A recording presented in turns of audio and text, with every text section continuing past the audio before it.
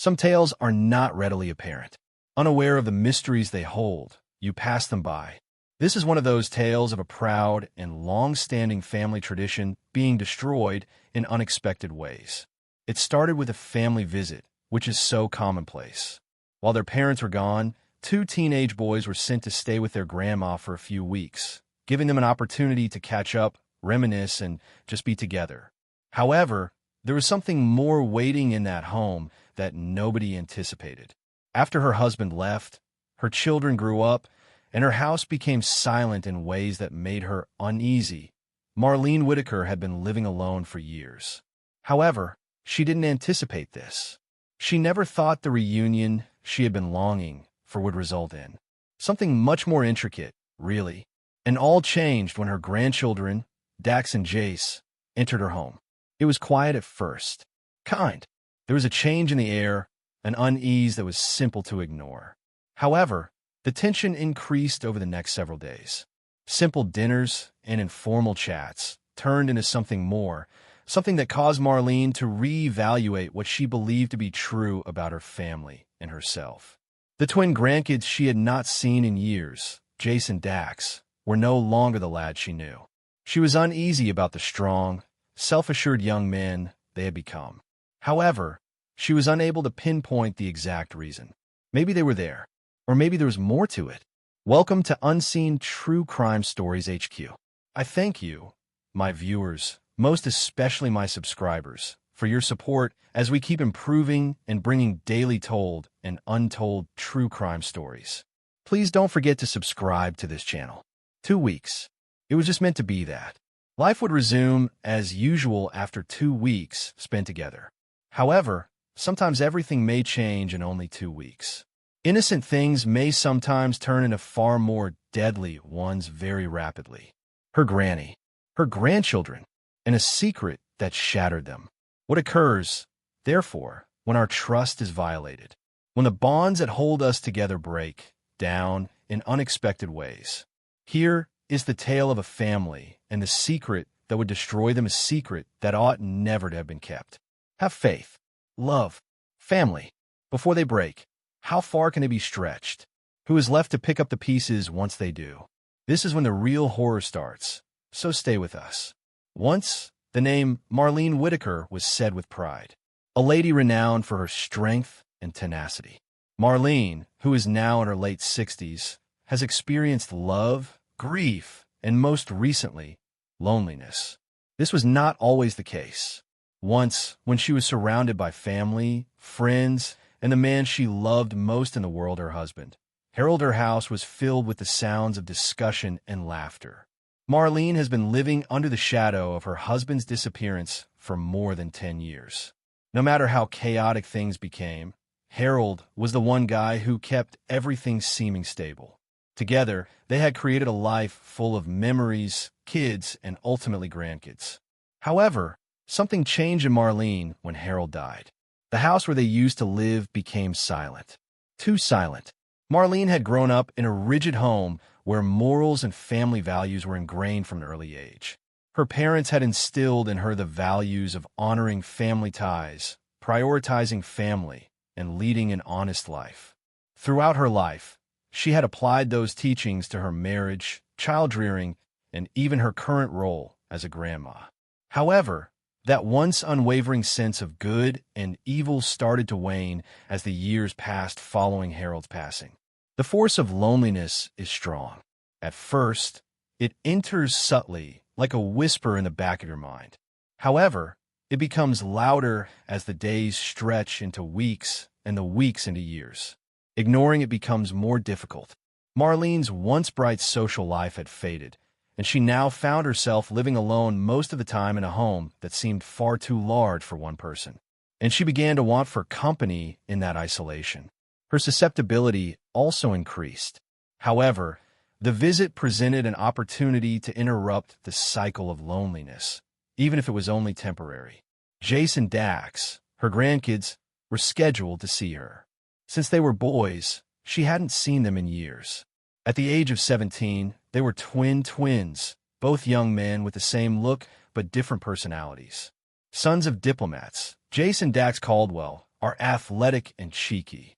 They had grown up in an affluent household with all opportunity life has to offer. However, the twins had matured more quickly than normal since their parents were often abroad on jobs. They were used to pushing limits and being independent, and they carried that same audacity with them when they got to their grandmother's home. Naomi and Gregory Caldwell had centered their lives on diplomacy, which included frequent postings, travel, and duty. They were used to being apart, with one of them temporarily departing to take care of household duties while the other remained. However, it was different this time. Both of them had to spend 2 weeks away from their boys abroad due to a particular task that had arisen. They had done it previously, leaving the boys with friends or reliable nannies, even if it wasn't ideal. However, Marlene, Naomi's mother, was the sole choice this time. It had been years since the grandma last saw the sons. On the surface, it seemed to be the ideal opportunity for Marlene to overcome the loneliness that had plagued her for so long and for the twins to reunite with a lady who had been so instrumental in rearing Naomi. However, Naomi, she wasn't really certain. Hesitancy was present. There was a concerned part of her. She had faith in her mother, but she felt worried about spending so much time away from her teenage boys with Marlene. A complex mother-daughter tie that was yet tight and aloof had always existed between Marlene and Naomi. Despite their intense affection for one another, years of strain were hidden behind courteous speech and went unspoken.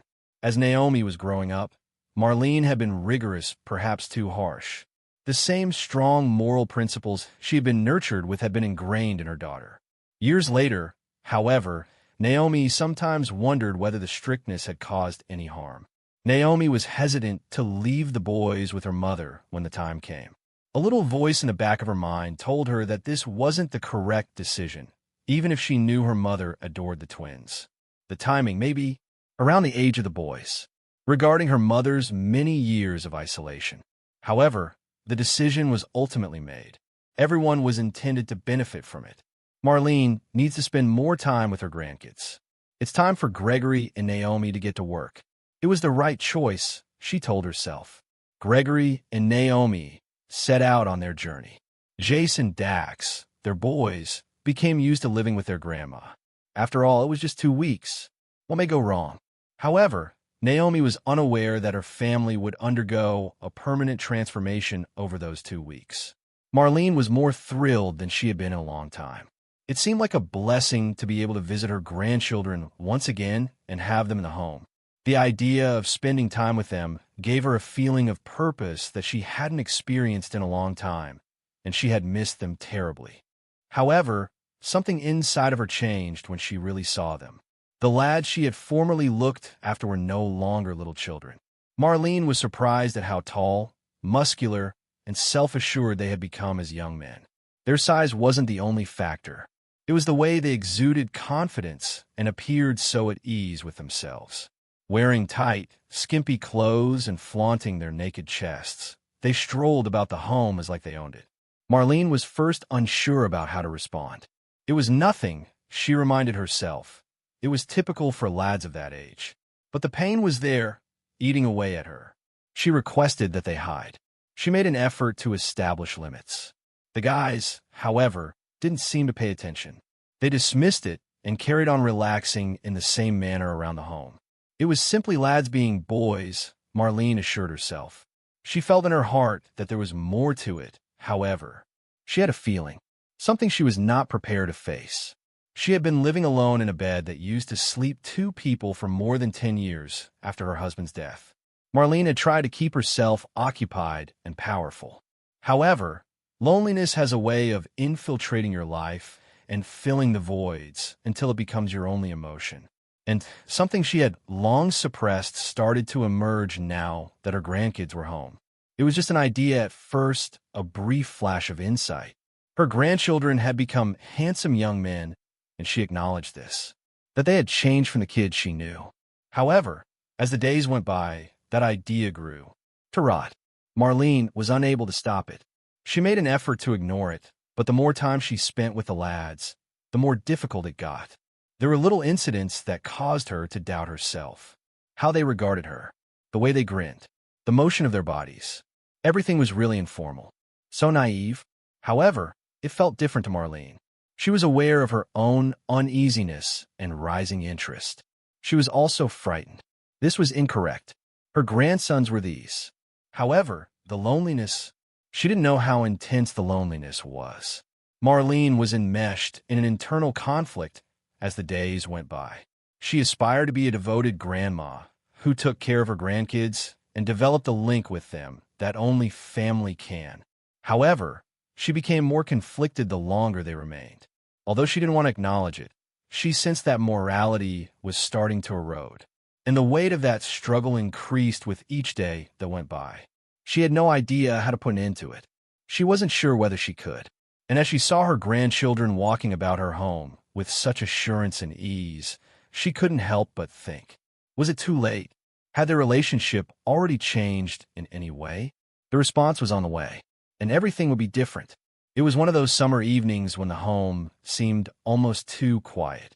Marlene sat in her chair and tried to read, but her thoughts were racing and the words on the page were hazy. In the other room, she could hear the twins, Jace and Dax, playfully wrestling as their laughter reverberated throughout the home. She used to treasure the sound of youth and vitality reverberating throughout the house. She was listening now, however, and it made her feel something different, something she didn't really comprehend, anything she was unwilling to do. As she looked toward the living room, she saw that they were tussling their youthful bodies with a confidence that unnerved her. Since she'd last seen them, they had grown so much. Boys were gone, replaced by tall, powerful, and Marlenicious young men. She looked at their exposed flesh, gleaming in the evening heat. She made an effort to turn her head, tried to concentrate on the book she was holding, but she kept looking back. She tried to stop staring, but it was impossible. Guilt made Marlene's chest clench. Her grandsons were these. They were reared by her. I adored them. Nevertheless, she was unable to get rid of the uneasiness that was developing within of her, as if someone had crossed a boundary. However, not by them. She was the one. It was she who had allowed her thoughts to go to an inappropriate place. Stop, she commanded herself. To rise. To exit the space. But anchored to the ground, her legs felt heavy. She continued to stare at the sight in front of her. The boys carried on with their light-hearted conflict, oblivious to the tempest that was building within their grandmother's head. However, there was something about their movements, something intentional. They had no trouble laughing. As they grappled, their bodies crushed against one another. However, there was a fresh consciousness below, a change, and they started to feel it as the evening went on. They started to feel as if she was observing. Marlene sensed the tension rising in the air. However, she was unable to separate herself. She saw Jace, who was always the more self-assured of the two, escape his brother's hold and stand up, his chest rising and falling with deep breaths. His gaze briefly locked with hers. Marlene was suddenly struck with something she hadn't experienced in years. She was unable to comprehend it, didn't want to comprehend it. However, it was present. She was also aware that he had seen it. Quieter but no less fearless, Dax stood tall beside his brother as they gathered their breath. While they both had a light-hearted grin on their faces, there was something more serious in their eyes as they gazed at her. They were aware. The difference in the air was palpable to them. The room had been filled with an unsaid tension, and that's when the lines between them started to blur. Silence prevailed for the remainder of the evening, but the gravity of what had started was evident. Marlene sensed it in each look, in each motion. Her heart pounded. Her mind was racing with uncontrollable ideas. She was lost, and she knew it in her heart. She continued to believe it was nothing, however, that it was yet possible to reverse it. However, the lads, they'd seen too much. They were no longer boys, and they were well aware of what to do next. The stillness was almost oppressive when they sat down to eat that evening. The soft clatter of silverware on plates took the place of the customary laughing and conversation. Marlene was so ashamed of her ideas that she could hardly look at them. However, she noticed a change as the lunch continued. Jay sat next to her and leaned forward. She felt her heart spring in her chest as his leg touched hers onto the table. Nothing, she told herself. It was only an accident. Then he extended his hand. His hand made a gentle first contact with her arm, but it persisted. Marlene stopped. It wasn't a grandson's gesture toward his granny. Something else was involved. Something that chilled her to the bone. Her intellect begged her to back down. Must put a stop to this immediately before it became worse. However, she didn't. She was unable to. Her arms stayed in the same position, his fingers softly caressing her flesh. She felt everything she had been attempting to repress suddenly explode to the surface. Observing from the other side of the table, Dax saw the shift. Rising to his feet, he moved gently around the table until he was behind her. Marlene's senses were overwhelmed by him before she ever saw him. Then he put his arms over her shoulders without saying anything. It should have been a harmless gesture, even reassuring. However, it wasn't. There was something off about the way his body crushed into hers. She did not, however, relocate. She didn't shoo him off. She was unable to. She was out of control. She had lost all of her knowledge about what was good and wrong in relation to love and family. Marlene realized that the boundary had been passed when Dax's arms closed around her and Jace's hand stayed on her arm. Family was no longer the focus. There was more to this, a darker one. Marlene, who had dedicated her life to preserving moral principles and purity, had fallen. She felt guilty.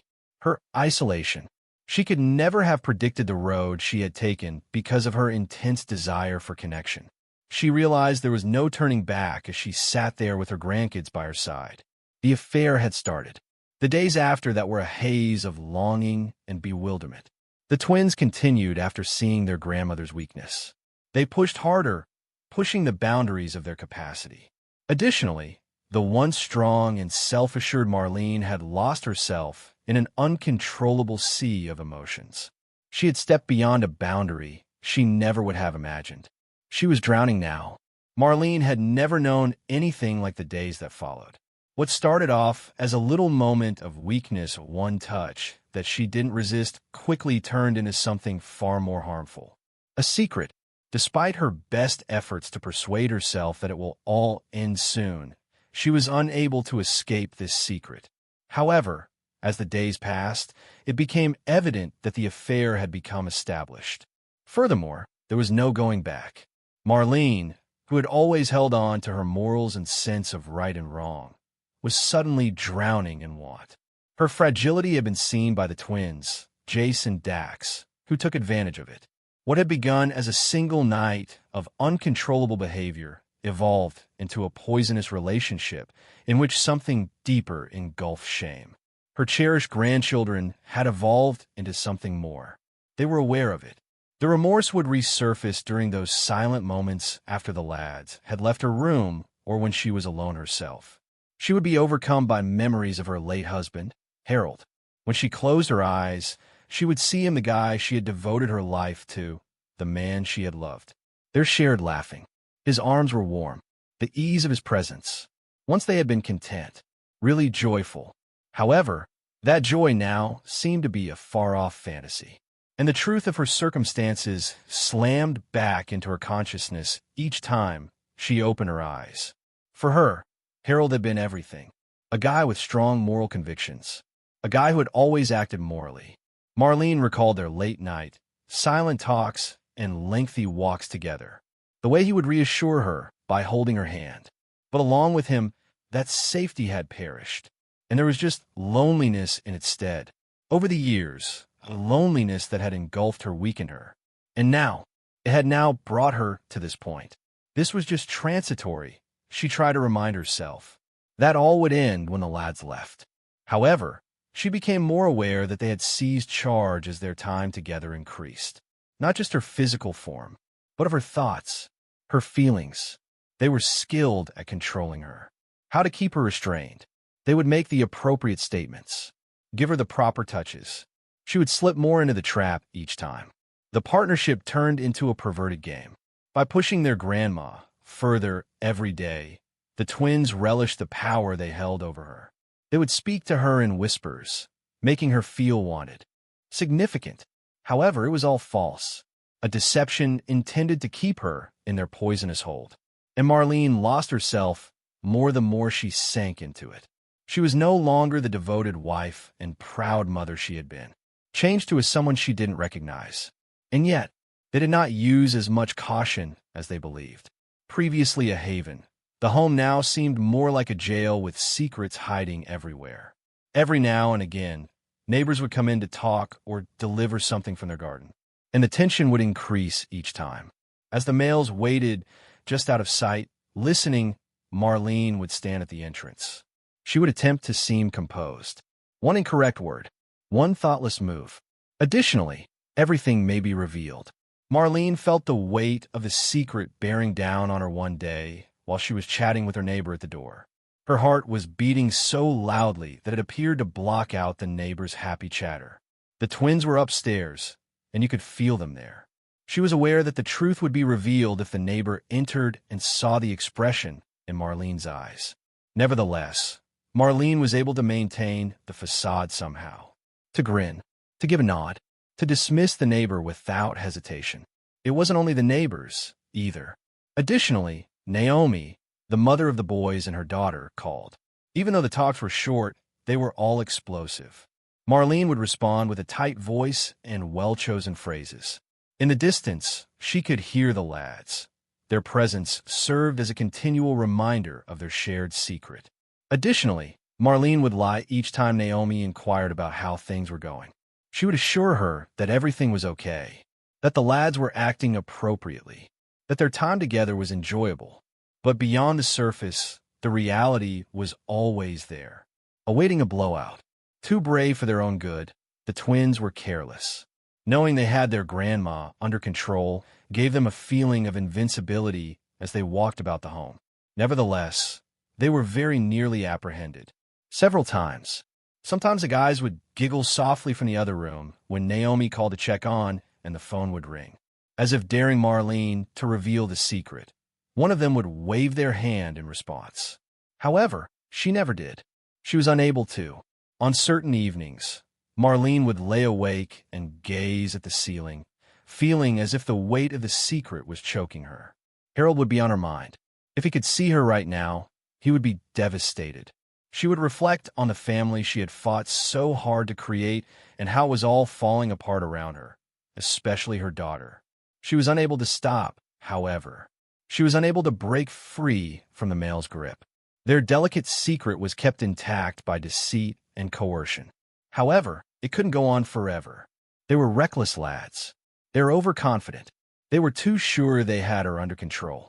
And Marlene, who had previously been so powerful and assured, had completely lost her identity. Every day, the strain increased, and with it, the worry that everything might fall apart. The covert romance became into a poison that permeated every aspect of their life as the days passed. Even though they had been able to conceal it for the time being, Marlene knew that the truth would eventually out. And when it happened, the repercussions would be worse than any of them could have predicted. There are times in life when everything we hold dear is destroyed. There are unexpected moments when everything we hold dear suddenly falls apart. That time was coming for Gregory Caldwell and Naomi Caldwell. They had been distant from home, believing that their grandma would take good care of their boys. However, destiny had other ideas. They would discover a reality they could never have predicted when they unexpectedly and prematurely returned. After a long journey, Naomi and Gregory returned home sooner than anybody had anticipated. Eager to meet their boys after a lengthy separation, they had made the decision not to phone in advance in order to surprise the family. They saw something odd when they drove into the driveway. There was silence in the house. Too silent. There were no welcoming noises. Don't hurry to the door. Just a spooky quiet. With a worried expression on his face, Gregory turned to face Naomi. He said, "Where are they?" Naomi, however, had no responses. Her heart was starting to race as she got out of the vehicle. There was a problem. The guys were called for Marlene. Only the faint echo of their words could be heard as they entered the front door. The home still seemed almost deserted. Then it appeared. Faint, at first hardly audible. Laughter, and the distinct sound of rushing water. The noise originated from the upper floor. Naomi's pulse accelerated and her eyes narrowed. She gave Gregory a quick look before they ascended the stairs together, their footsteps resonating throughout the still home. The laughing intensified as they arrived at the landing, blending with the constant flow of water. It originated in the restroom. The door was open a little. For a few while, Naomi paused as she began to feel confused. What brought them together in the restroom? What was happening? With a stronger voice, Naomi said, "Marlene? Jace? Dax?" However, no answer was received. In addition to the sound of the water splashing, she could hear their voices. They hadn't heard her, however. An innate fear rose within her, deepening the hole in her gut. Her hand was shaking as she reached for the door and pushed it open. She could never have prepared herself for the spectacle that awaited her beyond the door. Her boys were in the bathroom, steam rising into the air, as well as her mom. No one could misinterpret the three of them together in the shower. Marlene and the lads turned, their eyes wide with surprise, and the laughing stopped suddenly. However, Naomi remained still, unable to breathe or move. Naomi could only look at her thoughts for what seemed like a lifetime, unwilling to accept the truth of what she was seeing. Mom, her sons. It was too much treachery, too much to handle. Then everything fell apart. As the reality struck her like a sledgehammer, the tension in the room increased. This was not an error. There was no way she could justify this. It was authentic, and it was taking place. What the hell is going on? Naomi's scream shattered the delicate stillness in the room. Her astonishment quickly gave way to anger.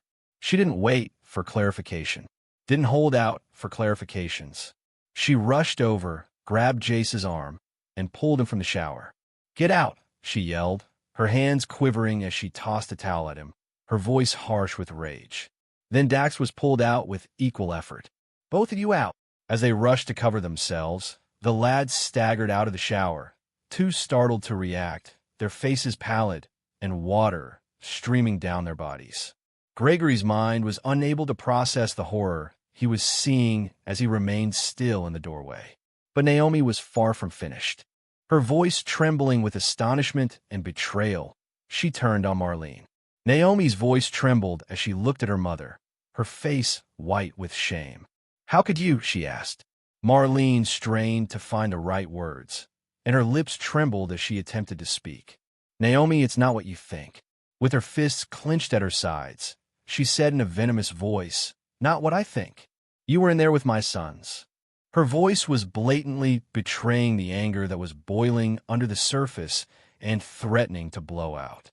Marlene's explanation stumbled and died in her throat. There was no explanation, no justification for the actions taken. The hurt of the treachery was ripping through Naomi, and her rage was uncontrollable. Her voice broke as tears filled her eyes. "I trusted you. I trusted you with them," she said. They weren't sad tears, however. They were angry tears of loss. The family she had created and believed to be complete was now irrevocably shattered. At last, Gregory spoke in a tight, quiet voice. He instructed the guys, "Get dressed," in a tone that was dispassionate and icy. He couldn't stand to witness what had happened to his family. He couldn't even look at them. Still in a fog, the lads raced out of the room with their heads down, their faces marked with uncertainty and guilt. However, Naomi kept her gaze fixed on Marlene. "I apologize," Marlene said in a barely audible whisper.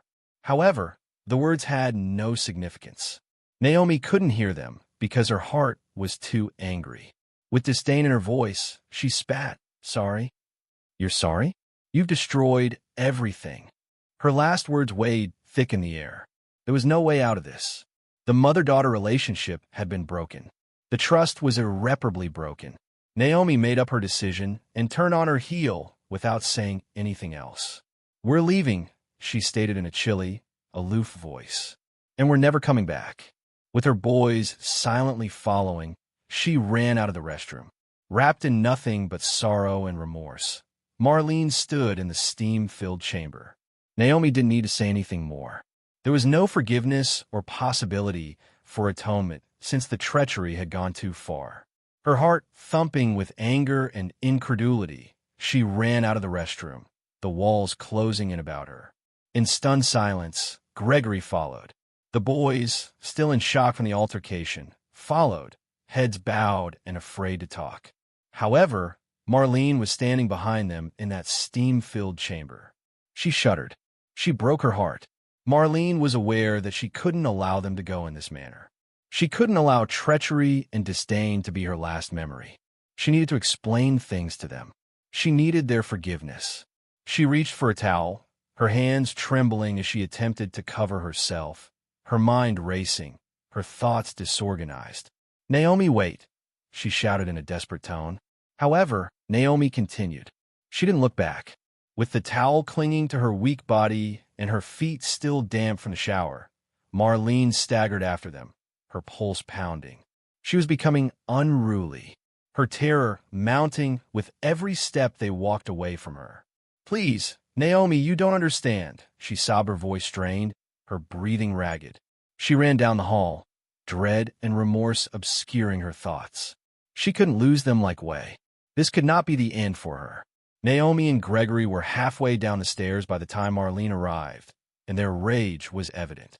"We're leaving, and we're never coming back," Naomi said in a stern and decisive tone. Those remarks devastated Marlene's heart. Even though she could feel her power ebbing, she persisted, moving too fast and carelessly on her bare feet. She needed to stop them. She needed to get them to pay attention. Marlene's voice rose in dread as she begged, "Please don't leave like this." However, they didn't hear the words. Gregory and Naomi didn't look back. Their footsteps continued to be heavy with finality. When Marlene's despair overcame her, her eyesight became blurry, and her foot slipped as she moved forward one more step. The upper stairs' damp surface was harsh. She looked for anything to grasp onto as her arms flailed and her body lunged forward. However, nothing was present. It was slow motion when the fall occurred. Marlene's body fell forward, her slender figure contorting as she fell down the steps. It was followed by the sound. A gruesome crack. Her head striking the stair's edge made a vicious sound that would haunt them all for the rest of their lives. When Marlene's frail body collapsed in a heap at the foot of the stairs, time seemed to stop. A puddle of blood formed under her head and swiftly spread over the floor. For a minute, no one moved. Gregory, Naomi, and the boys remained still, their brains straining to process what had just transpired. The rage. Everything vanished in an instant, to be replaced by a terror so profound and unthinkable that it stopped them. Marlene lay at the foot of the steps, her face pallid, her body still, and the blood slowly leaking into the wooden floor's crevices.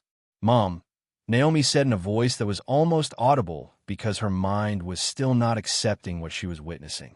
Her wrath was replaced by absolute panic as she hurried down the stairs, her hands shaking as she sought for her mother. She sobbed, "Mom, no," as she knelt next to Marlene, her hands quivering as she attempted to wake her and stop the bleeding. Gregory's voice was tight with haste as he abruptly awoke and hurried to his wife's side. He yelled, "Call an ambulance," at the youngsters who were too startled to move and were standing still at the top of the steps. With his head racing, Jay scrambled for his phone, his hands shaking as he phoned. Dax, still in disbelief, was unable to look away from their grandmother's still corpse as she lay in a pool of blood, while attempting to halt the bleeding. It was over by the time they arrived at the hospital. Marlene had left, the lady with whom Naomi had grown up. The lady who had been vibrant, powerful, and proud was now just a memory. Her remaining strength was used to utter those last words of sorrow, and her body lay still in the back seat, feeble and shattered. The catastrophe had left a permanent effect on the family that had been split apart by secrets and treachery. There was no turning back. What had been done could not be undone. "I'm sorry," Marlene's last words, replayed in Naomi's head. However, they were not consoling. Just pain. Only the knowledge that the woman who had reared her, the mother she had loved, was no longer there, and they would all always carry the shame. Therefore, the secret did not ultimately ruin them. It wasn't the lies or the treachery. The fall was the cause. A single, desperate moment that resulted in Marlene's life slipping away. Only the broken remnants of a family that will never be complete again remained. Tragic events can leave a path of destruction in their aftermath. And Marlene's downfall was just the start for the Whitaker family. Everything changed the instant her body touched the bottom of those steps. The house they had known turned into a murder scene, and the air was heavy with remorse, grief, and unanswered questions. The flashing lights of emergency vehicles illuminated the silent street, throwing lengthy shadows on the devastated family within.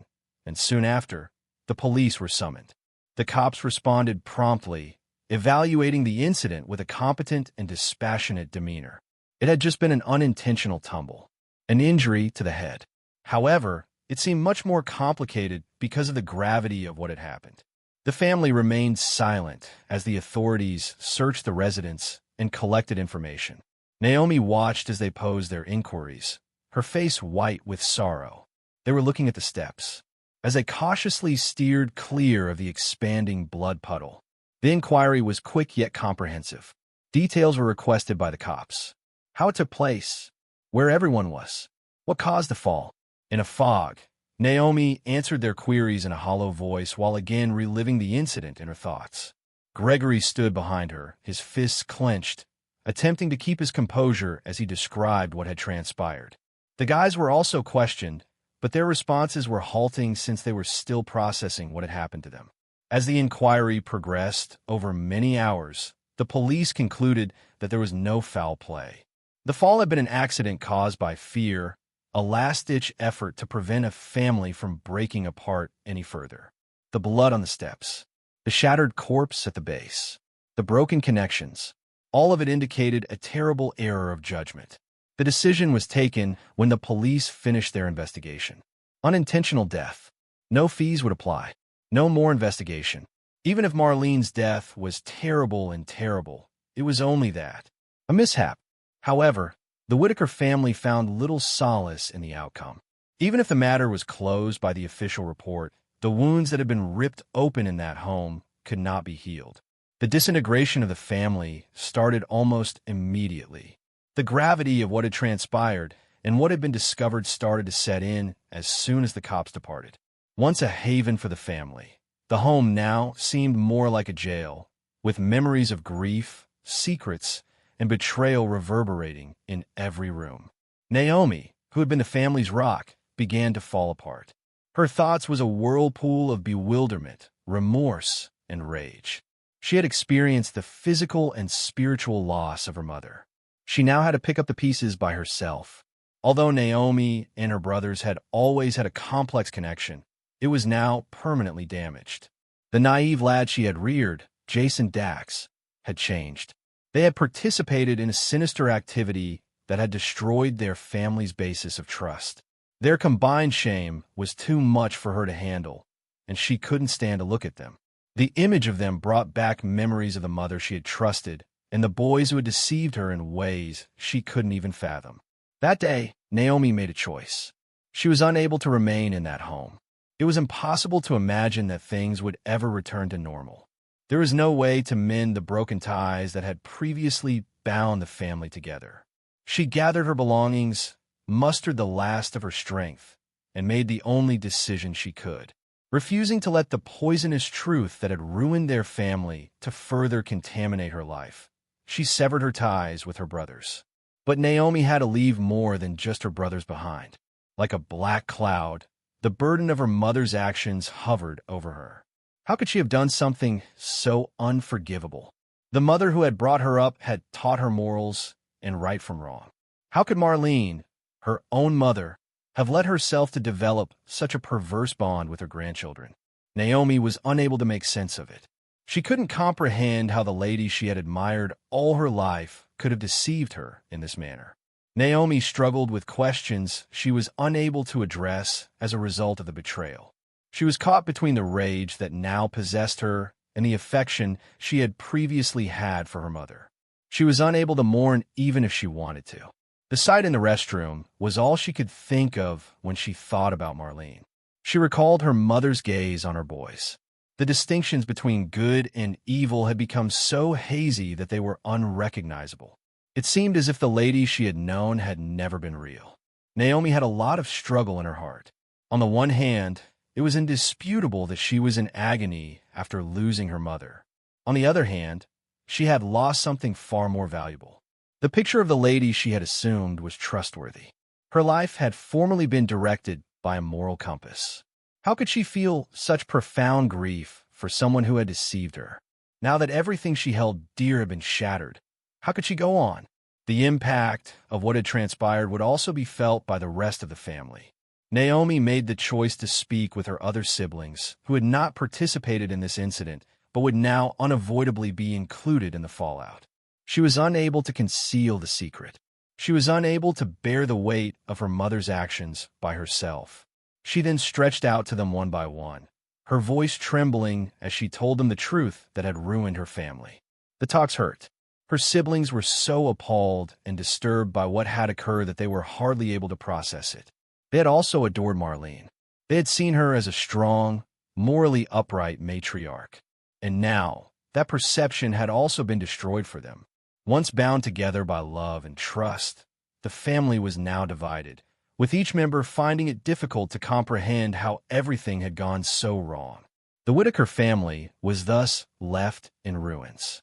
Even though Marlene's death was declared an accident by the official inquiry, the emotional repercussions was far more complicated. The bonds that previously bound them together were irreparably shattered. Guilt, treachery, and sadness now separated the family that had once sat around the same table and laughed and loved. Naomi's heart was never going to fully recover. She would bear the consequences of her mother's behavior and her brother's collusion for the rest of her life. That day, she had lost more than simply her mother. She no longer had a feeling of belonging, her feeling of confidence, the basis that had previously given her a sense of security. All she could do going ahead was attempt to rebuild. However, the shadow of what had occurred would always be there, regardless of how far she moved or how much time had gone. An ever-present reminder of the broken family. Ultimately, the police probe did not provide closure. The family didn't feel entire again after the accident verdict. It was the hard, drawn-out process of acceptance that some things are irreversible, that some injuries would never recover. One fact persisted even when the Whitaker family dispersed, with each member going their own ways. They would never forget the secret that had ruined them. Not all tales have straightforward conclusions. Until nothing remains distinct, the boundaries between right and wrong become hazy. The Whitaker family was devastated by this heartbreaking story of betrayal, yearning, and misery. However, the actual question still stands. If anybody is at fault, who is it? Did Marlene Whitaker's loneliness cause her to make decisions she never would have if her life had gone in a different direction? Or did she voluntarily enter a dark place that she knew was bad, but was unable to avoid? Being alone may be a strong force. With the walls of her house closing in on her, Marlene lived alone for years. Her heart ached for the company she had lost when her husband passed away. She was at risk. The profound sadness of years spent alone clouded her thoughts. Does that, however, explain what transpired? Could she have made morally dubious decisions with her grandchild because she was lonely? Or does it only illustrate the depths to which a person might go when left with only their own hopelessness? Nor were the twins Dax and Jace innocent. Although they were young, they were aware of what was going on. Their grandmother's fragility was evident to them. The change in the air was palpable to them. They also pushed the envelope. A light-hearted exchange amongst family members turned into something more sinister, something that manipulates. They weren't kids. They were aware of their actions. However, it's difficult to determine how much of this was really their responsibility. Were they aware of the consequences of their actions? Or did they become sucked into a risky game that got out of hand before they could stop it? Each character's complicated feelings in this novel bent and strained the bounds of morality. Marlene, a lady who had always followed the rules, was overcome by an uncontrollable urge. The twins who, in her opinion, were once innocent served as the impetus for her demise. Who, however, was the actual manipulator? In this tangled relationship, Who was in charge? Did the sons take advantage of their grandmother's yearning for affection and companionship? Or was it Marlene who created the conditions for a temptation she couldn't withstand? The fall that led to Marlene's death on the stairs is not the only tragedy in this tale. It is found in the resulting psychological wounds. The daughter who once trusted her mother, Naomi, is now struggling to comprehend the magnitude of what has transpired. How can she ever make sense of the relationship between the woman who reared her and the one who severely deceived her? Her rage is intense and overpowering. However, underlying that is an even more profound sadness. More than a mother, she has lost. She no longer has the trust that served as the cornerstone of her existence. As a husband, father, and guy who believed he knew the family he was a part of, Gregory also bears the burden of this tragedy. He is now starting to doubt everything. His boys, who were once his pride, have been corrupted by their decisions. What does he do next? Given what they've done and how far they've deviated from the lads he used to know, how does he see them? They are still his sons, however. The familial blood tie makes things more difficult. The heart has a way of clinging to hope, even when reason urges us to let go, even if forgiveness may seem unattainable. What about the twins? Once only boys on the cusp of adulthood, Jace and Dax now bear the consequences of their actions. Can they really comprehend the consequences of what they have done? Or do the decisions they make in the heat of the moment leave them permanently marked for the rest of their lives? The wounds from this affair will serve as a continual reminder of how easily trust can be broken and innocence can be lost. After all, who is really at fault? Is there one individual to blame for this family's disintegration? Or is it the culmination of all their decisions? Do we need to consider the twins, or can we really blame Marlene alone? How can vulnerability and loneliness combine to produce something so tragic? And the more significant question remains, is there a path ahead? After such a betrayal, is it ever possible to forgive? Or has this family been permanently split up? Maybe there aren't any easy solutions. We could ultimately be left with nothing more than the results of our decisions, the consequences of our choices. And the repercussions are worse than the Whitaker family could have ever envisioned. Every family has secrets hidden in the shadows that are just waiting to be discovered. We'll examine another story of treachery, love, and sad conclusions in the next episode. One more family, one more secret, and the question that keeps coming up. Before there is no way back, how far can we fall? Remember to subscribe if this story has captured your attention, so you may be informed about the next terrible tragedy. There are always more families on the verge of disintegration and more secrets waiting to be discovered. Come back and help us solve the mysteries that lurk in the shadowiest nooks and crannies of existence. To be the first to learn about the next terrifying tale of grief and treachery, click the subscribe button and enable alerts.